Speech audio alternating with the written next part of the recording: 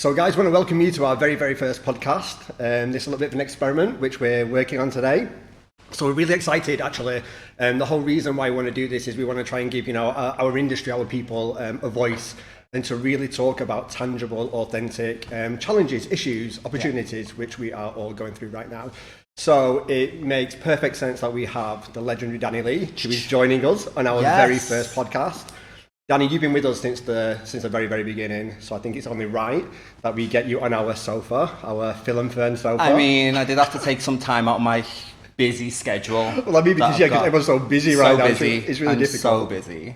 So on that note, though, we've been in lockdown now since sometime in March. I think all the days and the week starts emerging and so on. And it's been a very challenging time for everybody. Yeah. I think it's very safe to say. So what has that been like for you? What's that experience been, if you want to share it with the listeners? So for me, the actual lockdown, I went through stages. I did the whole 9 yards of lockdown experience. From the first 3 weeks, I was that guy on Instagram, spreading positivity, there was a lot of them. I mean, taking a journey inward, set foundations for your future, reflect on yourself. I did all of it. That was the first 3 weeks. Yeah. And then the weeks after that, it's I was training, so I was doing online classes. I baked a few banana breads. I mean, there's a lot of banana bread baking. Made loads of it. Yeah. And then, I joined the TikTok mafia, which I feel if you want to feel your age, join TikTok. Well, it's we were having a discussion the other day, I just don't get it, to be honest. There's a couple of people which I've seen, it's that's actually pretty cool. There was a guy who, I think we know, Austin, he had the one with Tina Turner. Yeah, and it got picked up by Oprah. It's funny, it's really good. But I do not know how to work it. I think if you, I did a few, I think if you pass the age of 31, you definitely should just put the phone down and not do it. And they take hours as well. It's not a 5-minute thing. You have to prep it, you have to copy it, you have to learn the words. I did 5 and I was no, I'm good, I'm done. I guess the good thing is you got loads of time in your hands, because what else is there to do? Yeah, but it was very time consuming. I just felt really old doing it, so I don't want to ever do them again. We are getting really old though. And then I had my days where, I just smashed in KFC. I just stayed in bed. I didn't sleep. I just slept. I didn't train. I didn't do anything. And then as we're coming back to some kind of normality, I'm in this kind of limbo of doing everything, being productive one day, sleeping all day the next, eating crap, training, just what am I actually doing? But do you think that's part of the challenge that we all have right now, and especially creative people, because creative people like to do stuff, and the fact that you're stuck in a house or you're stuck with social distancing and restrictions means that you can't do that. There's kind of no light at the end of the tunnel right now. Yeah. It's very, Yeah, it's very one-sided. Just if we had some kind of especially with our industry where we plan for the next 6 months. So when them plans come to a halt and it's oh well, actually you've got nothing to do for the next 3-4 months until God knows when things go back to normal. What do you do? And the thing is, things will go back to some sort of normal, and we'll talk about that shortly. But I think one of the things which I wanted to touch upon today is, our mental health. I think, as creative people, we're definitely not equipped for being locked down or for facing a pandemic. It's obviously happened in the past. I think 100 years ago was the last biggest one. Mentally and emotionally, how has this situation affected you? I think you've got to roll with the punches. I think you've got to just go especially for me, because I'm an absolute control freak. So for something to be out of my control and I can't plan or I can't do anything, the moment, and this has been a very hard thing for me, the moment I let go of that, okay, you actually can't do anything. You can't control this, but you can control how you react to it. Completely. So that's kind of where I'm at now. It took me a good 5 weeks to get there. There was times where I was I don't want to do it anymore. I hate it. KFC, bring me 20 buckets and then just smack but I think it's okay to not be okay. Do you know and I think that's relevant now, even leading up to this, the challenges of daily life, there's obviously lots of pressure and mental health, anxiety, stress. We work in a very stressful environment, but I think you were talking about, for me personally, it was the fact that, you go straight into survival mode. You're literally thinking, okay, how can I fix this? But ultimately, you were mentioning before, you can't actually fix it. You can't do anything. This is a challenge which is much bigger than us. So all you can do is you can look at how we can support your family, the people around you, and then you start to obviously look at okay, well, how can we support, the wider industry? How can we get more creative? How can we do more things? But I think, like the whole experience, and again, I'm only talking for me personally, but like it can send you into a really dark place. Like there was times where like I felt ecstatic and I was like, yep, we've got this. And then like you said, the next day it's like, I just want to stay in bed all day. And like the guy from delivery who literally knows me personally now, like I've been ordering like Cinnabon, the big Cinnabon. Like, hi mate, how are you? No, he's like literally, he's like, he okay. literally turned around to me one day, he's like, dude, he's like, you need to like, you need to sort this out. Like, so I'm like, really? But and I think, we're normally quite extrovert people and we're out there and stuff like that. But I think, collectively for everybody, and whether that's like healthcare professionals, people which have, gone through the virus or families or whatever, it's been a very challenging and stressful time for everybody. Yeah. I mean, like, I mean, in that regard, how do you feel then that it's affected the entertainment industry in particular? Because this has been like decimated, to be honest. That's a question and a half. That's a very low. Like, I mean, like at this moment in time, what industry? Like, what can we like? It's affected it in a big way. Just imagine, like, we're so used to this. It happened at the peak time of the season for us, for all and for events, but going into the summer, like it happened at the like worst time. Well, that's a good point actually, because from my perspective as a business, like we make a lot of our revenue in like March and April, before Ramadan, and we had a whole season of projects which were lined up, literally taking us all the way to like April 2021, Expo, other things, and every single piece of business has been cancelled. It was like day after. It was like one day this, next day that. Like I had projects lined, like you said, I had projects lined up. Some, to be fair, have been pushed back to the end of the year. Yeah. Inshallah, let's hope that they actually do come off. But like the industry, I feel sorry for, well, I think as entertainers and creatives and stuff like that, we do put money away for a rainy day, but not a rainy year. Yeah, and I think that's the point, and again, I speak as an individual and owning a business, is like, we put money away for a rainy day. Like I burnt through my savings like right now. Yeah. Like, so everything that I put through for a rainy day is evaporating really quickly. And again, like going back to what we talked about earlier, without any clear end in sight, which there will be, and there is, like that clarity is starting to come now and kind of understanding as things start to open up what that may look like. But I think, none of us in our wildest dreams ever planned for a pandemic. Yeah. It's one of the one things that I never actually thought about. I think the industry in Dubai will change a lot because a lot of people, like, if in the UK, you can go and be an Uber driver, you can go and get a shift at a bar, you can go and, work at McDonald's and do a few shifts to earn some money. But here you don't have that luxury. So I think it's gonna affect it here a lot, where people will be a mass exodus of performers who actually can't physically afford to stay. I think that's really true. And then, what then do we as an industry, or what do we as, businesses which hire freelancers, and, we're not guilty of this, but like we're going through the same challenge right now. How do we support freelancers in particular, or the creative industries, in this time ahead? I think right now it's just like doing platforms like this, giving people a voice, creating content, supporting them as much as you can with your resources. That's all you can do, and give them that bit of hope that things will get better, and things without sounding cheesy, just give them that lifeline instead of them being like, okay, when's this gonna end? Like, I'm gonna panic. Do I need to go home? Do I need to do this? Like, just to give them a bit of like direction and be like, guys, here's a bit of and I mean, like, I think that's the biggest thing. It's like hope, because I think, again, we talked about it previously, like, when you're confined to, your house, your apartment, whatever, some people luxury, they have gardens, pools, whatever, a lot of us don't. So when we're stuck indoors, you kind of lose that hope. And I think, for me personally, I definitely did. You start to question, like, why am I here? What am I doing? Should I go home? Like, all of a sudden your mum's sofa and, like being so many times I went there in my head. Of course, like, I think we're still going through that one. But I think, and again, like us as a business, like, we need to do things better for freelancers and for talent. We're going through the same challenges that everybody else is, from cash flow, not knowing how to look after our people, not knowing, if, my team will have a job next month. These are all challenges which we're all trying to figure out.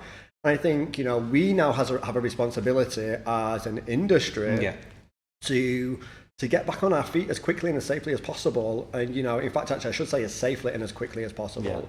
Because I think, this is obviously, it's a health and well-being challenge. And, we need to look at how we can mitigate the risks associated, in the future, if we want to do events and performances, what is that risk to our people, our talent, and also our audience. But I think we also have to come to, we have to come to realize that at some point we do have to get back to work. And at some point we do have to get back to doing what we creatively want to do. That doesn't just go for the creative industry and the events industry. It goes for everything. Like we have to get back to some kind of normality one day. We cannot, unless they go in lockdown for a whole 2 years, that it's actually gone. This is, I feel. And don't come for me. Well, this is the challenge because everyone all of a sudden becomes a coronavirus expert. So obviously we're not disclaimer, doctors. I am not a coronavirus expert. Obviously we're not doctors, we can share an opinion. I'm not a doctor. But my thought is it's not going anywhere. Well, it's not unless it's a vaccine. Unless there's a vaccine. Yeah. But again, we are not doctors or professionals. But I think that goes back to what we're talking about. Nobody has the correct answer right now. We can all crystal ball, we can all have an opinion.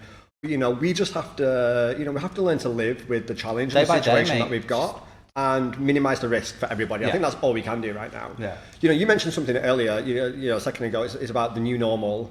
I think this is like a word which everybody's using now. And it's kind of one of those things which starts to irritate me quite considerably. Because it's like, what is that new normal? It's kind of like the normal, just with something different. As an events industry, there's always a challenge. There's always something, whether, it's a terrorism incident or something. Our industry always goes through changes.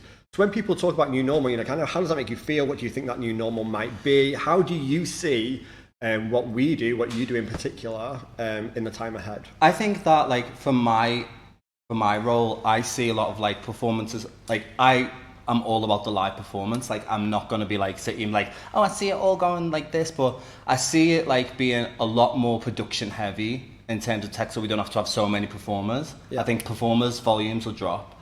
I think it'll be very interesting to see how events deal with, because I don't think social distancing is going anywhere anytime soon. Well, it's not going to go anywhere anytime soon, but eventually it will end. But I think to get back to normal, I think people will do events, but I think there'll be guidelines and stuff in place. 100%. But then it's how do we as creatives and how do we make that experience a part of the other experience instead of just being we have to take your temperature. It's how do we still make the event cool and fun without killing the event? So I'm going to say then, do you think as a creative then, obviously this is a challenging situation and we all wish it never happened, but do you feel that there are some, very interesting creative developments that could come out of us going through this ordeal? For sure. I feel I think it's give a huge platform to this. I think we'll call on Zoom and technology more, because it's always been there, but we've kind of never thought if you want to do a casting, we could do an international casting quite easy, and it's always been there, but it's something that you just never think to do. But now it wouldn't be second guessing. You'd be okay, let's do a casting over Zoom, and then I think using the stuff that Zoom and Skype and stuff like that to set up castings and meetings with people. I think that is. Well, that's interesting because it was, I was talking to someone, or I think it was I read something, and it's the kind of the days of, those, meetings that you don't need, or those conversations which could have been a phone call, it's more relevant now than ever because people don't want to meet in person. We can become more efficient. I think for me personally, one of the challenges is, we look at our industry and many people are trying to, I'm going to use the word, but I hate it. I actually hate it. Pivot. Everyone's trying to pivot to digital. And, I was talking to a really good friend of mine, and he used the analogy of that, it's almost like a supermarket all of a sudden pivoting to be a pet store because, a supermarket can't open. Yeah. And he's like, why? He's like, because eventually you're going to go back to being a supermarket, eventually live events will happen. He said, however, it's almost like, that pet store should sell stuff in a supermarket. So it's almost like a hybrid, how do you see, especially again, like I said, in performances, how do you see that change? Is the future a move to digital? Definitely. It's I think we were having a conversation before, like I said to you before, going back to the shopping thing, it's like when you buy something online, so you go online, you pick it, you choose it. The experience isn't over once you've pressed collect items from cart. You don't go, oh, that was great. Yeah. The experience is the real experience of you getting your product, of you trying it on, of you eating it. It's the same with live events. If you put an event online, where's the human? Where's the element? Where's the event? The connection. Where's the connection? Well, as humans, our whole being, we're social. You know, actually, like, you know, there's a lot of people which are introverted, and, you know, for them right now, Hello, you know, I'm one of them. well, you're not really. I mean, kind of. Well, to be honest, like, you know, I don't know whether it's because we're getting old, but that whole social distancing thing, I mean, we've started to do it a lot. Love it. I absolutely love it. When people don't have to stand next to you in a queue, that's so good. Or an elevator. Well, yeah, like, don't talk to me and don't come near me. I've started to become one of these people, which is like, I'm really sorry, people, but there's like more than 3 people in this elevator. It's like step away. We digress. I can't remember what we were talking about then. Oh yeah, sorry, social beings. You know, as humans, like, we want that interaction. You know, we want to be together. We want to get sweaty. We want to go to an event and to be close with our friends and to share those intimate moments. Like, so do you obviously feel that, you know, the digital world will never replicate that live experience? No way. Unless like some kind of crazy technology, that Black Mirror style, where you actually feel like you're there and you feel all your senses are activated.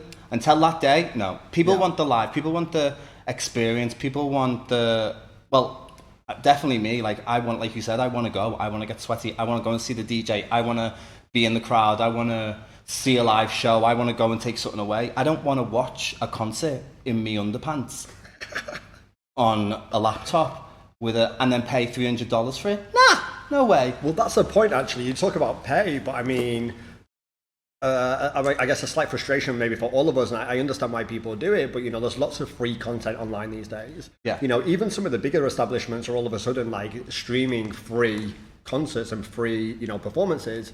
You know, do you think that in a way is doing more damage to the industry, or is it a beneficial? No, I think it's beneficial now, because it's keeping artists and stuff like that who still need to be relevant and stuff. It's keeping them relevant. Yeah. Like, they still need to, you know, like Dua Lipa, for example. She had a tour booked in for November, but she's done so much live content, which is cool and it's great, because we need that right now. Yeah. But I think once we slowly start to come out of it, what's the excuse? Like, okay, we just need to cater for social distancing in live events. Yeah. Like, I don't want to sit and watch, like I said, I don't want to sit and watch Dua Lipa on my laptop. I want to go and see her. Yeah. So I think for the situation in the now, yeah, I think it's great. I think what they're doing, they're keeping people active, they're keeping people engaged with them as brands. But I think in the bigger picture, it's not sustainable. It's not sustainable. Ultimately, you need to monetize, or you need to be able to. You need to create revenue from it. Yeah. Because let's face it, when we're role playing stuff online, this included, you know, we don't make any revenue from this. It doesn't pay the bills. Again, you know, we need to get back to doing what we do and we love, and we need to be doing that in a safe and professional environment. Yeah. So in terms of, you know, the future, you know, we talked about technology and all the rest of it. Like, you know, for you personally, you know, after going through this journey and having this whole experience that none of us have ever gone through, unless you're 100 odd years old, you know, how do you think this has changed you as a person now moving ahead? You know, because a lot of people have that, you know, I'm going to learn a new language, I'm going to learn how to cook, I'm going to read a book. Lasted a week for me. Like, I did all of it, like, and I was like, no, I need to work, I need to get out. But I think for me, what I've learned from this experience, and I'm going to sound like an absolute nightmare now, so don't judge me for it, is we might. You know, I took a journey inward. I'm a lot grateful and appreciative for the small things. That's actually like, very true. I'm very grateful for, like, you know, I had a Zoom meeting about a project in November, and I got off the meeting and I was like, do you know what, I'm grateful for that. Yeah. Like, I went for a walk along the beach yesterday, like, was grateful for it. Like, I mean, yeah, it's just refreshing. Like you said, it's all those things that we took for granted. Yeah. And I think it might be quite interesting to see how things pan out in the future, because I'm guilty of it. I'm probably one of the worst people. You say yes to something and you don't go. Yeah, don't do it. Let's collaborate. Okay, yeah, whatever. But it never happens. So now, actually, maybe as we've all gone through this journey, maybe actually we'll become a lot more authentic and genuine. Yeah. You know, and I can't wait to go back to the gym. Like, oh my god, I cannot wait. I'm gonna like hug the gym when I see it. Like, well, I'm gonna sanitize. You have to sanitize afterwards. But like, this is why I got the cushion here. Like, I've been smashing in those Cinnabons. Like, I'm dying to go to the gym. No, but to be fair, for me, like, on paper and with my watch, like, I'm probably the healthiest I've ever been. Like, I've lost weight, I'm drinking water, I'm meditating, I'm training every day. Like, but like, the human interaction of being in an actual live gym and live set with people. I'm craving for it. Like, I'm gagging for it. I think for me, like I'd wake up at 6 o'clock in the morning and be like, I can't be bothered going today. But like I said, going back through that experience and, you know, we appreciate now the little things. It's like, oh, do you know what? Like I paid for that, I'm going. Like, hi Dave. I've committed. Yeah, hi Dave. You know, just again, I think hopefully, I don't know, as humans, we always have the ability to forget very quickly. So I'm conscious that, you know, we might just go back to being normal, which is... Well, let's hold on to this feeling and say that we're selves. not going to do that. Let's make a promise to ourselves that we're not going to be them flaky people. Well, we're going to try to. Yeah. I mean, and that's all we can do. I mean, you are a flake. I mean, You're the biggest flake I've ever met in my whole life. I am. But I think it's because I am getting old. Like, I've started to get to that point now where it's like, you know, you get home from work at 7, it's like, oh man, I just want to watch Sky News. Although I can't watch Sky News anymore because it's all about the pandemic. But yeah, I think, you know, we should actually try and make more of an effort. And I think if we can come out of this, and again, we're not preaching and whatever, you know, I think everybody's gone through like their own little thing. But maybe if we can just come out with this being a bit more authentic and a bit more genuine, 100%. Then it will definitely help. And then obviously, like leading on to that, then, you know, for our industry, our talent, I think that's more relevant than ever. You know, if like we can create a platform or we can support or we can contribute to how we can change this industry, then we'll get it back on its feet. It's about getting it back on its feet, because if we get people working, we can start paying the bills. Like, let's face it, like, you know, my mum paid my rent yesterday. I'm 38 years old and my mum has to pay my rent. I might have a clearance sale of all my clothes. So if anyone wants to, I might be having a clearance sale. But it's like, you know, the clothes we can't fit in because we've all been smashing in Cinnabons and KFC. Oh, no, yeah. Cool. Well, Danny, it is really good to see you. Thank you so much for coming in. No, like, thanks. You know, we love you. You're such a fundamental part to everything that we do. And you know, and I want to say out to all of the talent, all the people which listen, hopefully people listen, there's probably like one. Yeah. My mum, mine and your mum. My mum's three, there you go. Ash's mum as well. Watch them go. But no, in a genuine way, like, you know, we want to build a credible voice for people within our industry. Yeah. Especially for the people which are unheard. And, you know, we'll lay it on the line, we'll try and do what we can do. And if anyone's got ideas or wants to get involved and come and speak to us, then definitely.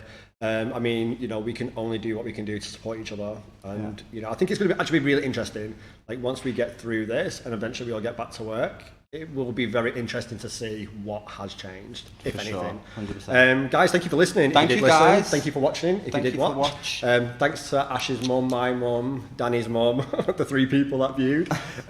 We will be here every Thursday, 3 p.m. live. So yeah, join us next week. We'll be posting on socials soon what we're doing. And yeah, join us and be part of the conversation. That's what we want to do. We want to build our tribe. So yeah, get involved. Thanks, guys. Thank you. Thank you, guys. Peace out.